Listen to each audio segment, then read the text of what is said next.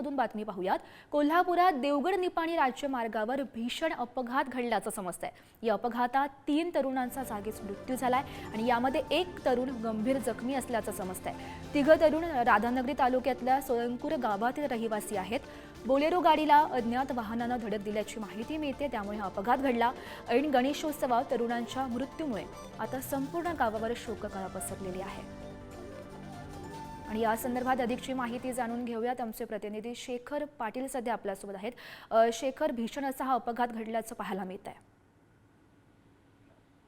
गौरी, खरं तर ऐन गणेश उत्सव काळातच गावातील 3 तरुणांचा मृत्यू झाल्यामुळे गावावर मोठी शोककळा सध्या पाहायला मिळते।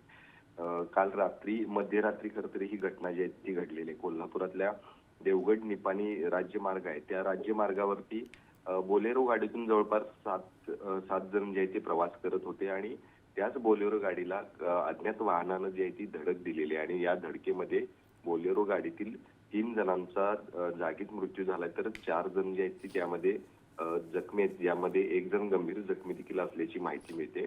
तर ते तिघांवरही आज सकाळी गावामध्ये अंत्यसंस्कार जे ते करण्यात येणार। मात्र गावावरती ऐन सणवार गणेश उत्सव आहे आणि याच काळामध्ये अशा पद्धतीने घटना घडल्यामुळे संपूर्ण गावावरती शोककळा सध्या तरी पसरलेला पाहायला मिळते।